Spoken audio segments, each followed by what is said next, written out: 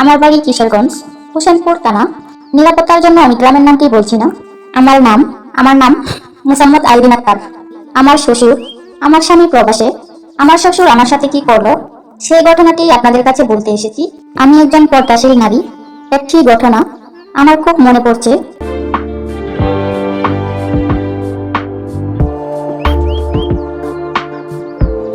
আমি আমার শ্বশুর মশাইকে নিজের বাবার মতোই মনে করতাম এবং অনেক সম্মান করতাম। শ্বশুরও আমাকে নিজের মেয়ের মতোই আদর করতো। সবসময় আমার খুব ভালো লাগতো যে আমি বাবার বাড়ি রেখে এসেছি। আমার মনে হয় সৌভাগ্য যে আমি একজন বাবার বদলে বাবা পেয়েছি। তাই নিজেকে খুব গর্ববোধ মনে করতাম। কিন্তু আমার শ্বশুরের ভালো মানুষের পিছনে যে একটা খারাপ স্বভাব আছে সেটা কখনোই বুঝতে পারিনি। যদি বুঝতাম তাহলে এই ঘটনার সম্মুখীন হতাম না। খাচ্ছি তো বোমা, যে সুন্দর সুন্দর খাবার খাচ্ছি সেটাতে তো আমার পেট ভরে যাচ্ছে। বাকি কি শুধু মেন খাবার? এর চেয়ে অনেক খাবার আছে, সেগুলো তো আরো অনেক বেশি মজা। দেখে দিয়ে মজা পাচ্ছি। তখন আমি বললাম যে বাবা কি বলছেন, আমি কিছুই বুঝতে পারছি না। তখন আমার শ্বশুর বলল, কেন তুমি কি কিছুই বুঝতে পারো না? আমাকে দেখে তোমার কি মনে হয় না? তো আমি বললাম, হ্যাঁ বাবা, আপনাকে দেখে মনে হয় আমার স্বামীর থেকে আপনার বয়স কম হবে। আপনি এখনো অনেক যুবকই রয়েছেন। তখন বলল, ঠিকই বলেছো বোমা, আমার সবকিছু এখনো ঠিকই আছে। তাই তো বোমা, তোমাকে এভাবে আমি দেখছি। এতে করে তোমারও চাহিদা ফিল হবে আর আমারও কাজ হবে। আমি বললাম, বাবা, আমি একটা জোরে ধমক দিলাম, আপনি আর একটি কথাও বলবেন না। আপনি বাবার জায়গায় থাকুন। তখন সে আমার মুখে ধরে, শব্দ করো না, আমি কি খারাপ কিছু বলেছি? তোমার আর আমার ভালোর জন্যই বলেছি। তো আমার মুখ চেপে ধরে। বাবা এক হাতে আমার মুখ চেপে ধরে, আর এক হাত দিয়ে তার কাজ করতে থাকে। আসসালামু আলাইকুম প্রিয় ভাই ও বোনেরা, সকলেই কেমন আছেন? আশা করি সকলেই ভালো আছেন। কিন্তু আমি ভালো নেই। কেন ভালো নেই সেই ঘটনাটি আপনাদেরকে বলতে এসেছি। আমি একজন পর্দাশীল নারী। একটি ঘটনা আমার খুব মনে পড়ছে। আমি একজন মুসলমান পর্দাশীল নারী। আমার শ্বশুর, আমার স্বামী প্রবাসে। আমার শ্বশুর আমার সাথে কি করলো সেই ঘটনাটি আপনাদের কাছে বলতে এসেছি। আপনাদের কাছে কোনো টাকা পয়সা চাই না। গল্পটি বললে আমার কোনো লাভও হবে না, শুধু আমার মনটা একটু হালকা হবে। এই কারণেই আপনাদের কাছে গল্পটি বলছি। আমি একজন মাদ্রাসার ছাত্রী ছিলাম। আমি একজন সাধারণ ঘরের মেয়ে। আমার বাড়ি কিশোরগঞ্জ, হোসেনপুর থানা। নিরাপত্তার জন্য আমি গ্রামের নামটি বলছি না। আমার নাম মোসাম্মদ আইরিন আক্তার। আমার বয়স 20 বছর। আমার বাবার নাম মোহাম্মদ জসিমউদ্দিন। আমার বাবা একজন সম্মানিত ব্যক্তি। আমার বাবা 5 ওয়াক্ত নামাজ পড়েন। আমার মা একজন গৃহিণী। আমার মা একজন পর্দাশীল এবং ধার্মিক মেয়ে। তো সেই কারণেই ছোটবেলা থেকেই আমি নামাজ পড়ি এবং আমি মাদ্রাসায় লেখাপড়া করে বড় হয়েছি। আমি যখন এসএসসি পাস করি তখন আমার বিয়ে হয়। তো বিয়ে হয় আমার পাশের গ্রামের একটি ছেলের সাথে। আমার স্বামীর নাম সুজাত মিয়া। তো আমার স্বামী একজন কৃষক। তো বিয়ে হওয়ার পর থেকে যখন আমাদের খরচ বেড়ে যায় তখন আমার স্বামী চিন্তা করে বিদেশ চলে যাবে। তখন আমি আরো নিষেধ করিনি, কেননা টাকার প্রয়োজন। তাই আমি বললাম, কয়েক বছর বিদেশ করে আসো, তো পরে আমরা বাকি জীবনটা ভালো করে কাটাতে পারবো। তো এদিকে আমার বেবি পেটে এসেছে।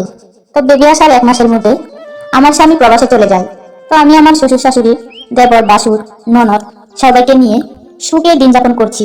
তো হঠাৎ করে আমার শাশুড়ি কল থেকে পানি আনার সময় পা পিছলে পড়ে গিয়ে অসুস্থ হয়ে যায়। এরপর থেকে সে আর বিছনা থেকে উঠতে পারে না এবং বাড়ির কাজকর্ম করতে পারে না। তাই বৌমা হিসাবে আমাকে সমস্ত সংসার সামলাতে হয়, কেননা আমার বাসুরের আলাদা সংসার। তাই বৌমা হিসাবে আমি সব কাজকর্ম করি। তো আমি আমার শ্বশুরকে নিজের হাতে খাওয়াই, কেননা যেহেতু আমার শাশুড়ি উঠতে পারে না, তাই রান্নাবান্না সহ সমস্ত কাজ আমাকেই করতে হয়। কিন্তু আমি আমার শ্বশুর মশাইকে নিজের বাবার মতোই মনে করতাম এবং অনেক সম্মান করতাম। শ্বশুরও আমাকে নিজের মেয়ের মতোই আদর করতো। সবসময় আমার খুব ভালো লাগতো যে আমি বাবার বাড়ি রেখে এসেছি। আমার মনে হয় সৌভাগ্য যে আমি একজন বাবার বদলে বাবা পেয়েছি। তাই নিজেকে খুব গর্ববোধ মনে করতাম। কিন্তু আমার শ্বশুরের ভালো মানুষের পিছনে যে একটা খারাপ স্বভাব আছে সেটা কখনোই বুঝতে পারিনি। যদি বুঝতাম তাহলে এই ঘটনার সম্মুখীন হতাম না। তো একদিন রাতের খাবার খাওয়ার সময় আমি যখন আমার শ্বশুরকে খাওয়া দাওয়া করাচ্ছিলাম তখন মোটামুটি ভালো গরম পড়েছিল। তাই আমি একটু খোলামেলা কাপড় পরেছিলাম, কেননা সবসময় নিজের বাড়ির মতোই থাকতাম। তাই সেদিন অন্যরকম ভাবে আর পর্দা করিনি। কিন্তু যখন আমি আমার শ্বশুরকে খাওয়াচ্ছিলাম তখন দেখলাম শ্বশুরের খাওয়ার থেকে আমার দুটি জিনিসের উপর নজর বেশি। তখন সেটা আমি লক্ষ্য করছিলাম। তখন আমি বাবাকে বললাম যে বাবা, আপনার খাবারটা তো ঠান্ডা হয়ে যাচ্ছে, একটু তাড়াতাড়ি খেয়ে নিন। তখন আমার শ্বশুর বাবা বলল, খাচ্ছি তো বোমা, যে সুন্দর সুন্দর খাবার খাচ্ছি সেটাতে তো আমার পেট ভরে যাচ্ছে। বাকি কি শুধু মেন খাবার? এর চেয়ে অনেক খাবার আছে, সেগুলো তো আরো অনেক বেশি মজা। দেখে দিয়ে মজা পাচ্ছি। তখন আমি বললাম যে বাবা কি বলছেন, আমি কিছুই বুঝতে পারছি না। তখন আমার শ্বশুর বলল, কেন তুমি কি কিছুই বুঝতে পারো না? আমাকে দেখে তোমার কি মনে হয় না? তো আমি বললাম, হ্যাঁ বাবা, আপনাকে দেখে মনে হয় আমার স্বামীর থেকে আপনার বয়স কম হবে। আপনি এখনো অনেক যুবকই রয়েছেন। তখন বলল, ঠিকই বলেছ বোমা, আমার সবকিছু এখনো ঠিকই আছে। তাই তো বোমা, তোমাকে এভাবে আমি দেখছি আর দূর থেকে মন ভরে কাঁদছি। তখন বললাম যে বাবা, আপনার কথা আমি কিছুই বুঝতে পারছি না। তখন বাবা বলল, ঠিক আছে, আমি খাওয়া দাওয়া করে তোমাকে বোঝাচ্ছি। তখন আমি আমার শ্বশুরকে তাড়াতাড়ি করে খাওয়া দাওয়া করালাম। তারপর আমার শাশুড়িকে খাওয়ালাম, শাশুড়ির ওষুধগুলো খাওয়ালাম। তারপর আমি আমার রুমে গেলাম। রাত 12টার দিকে আমার শ্বশুর আমার ঘরে গেল। ঘরে গিয়ে বসলো এবং বলল, আমি প্রথমে জিজ্ঞেস করলাম যে বাবা, এত রাত্রে আপনি রুমে এসেছেন?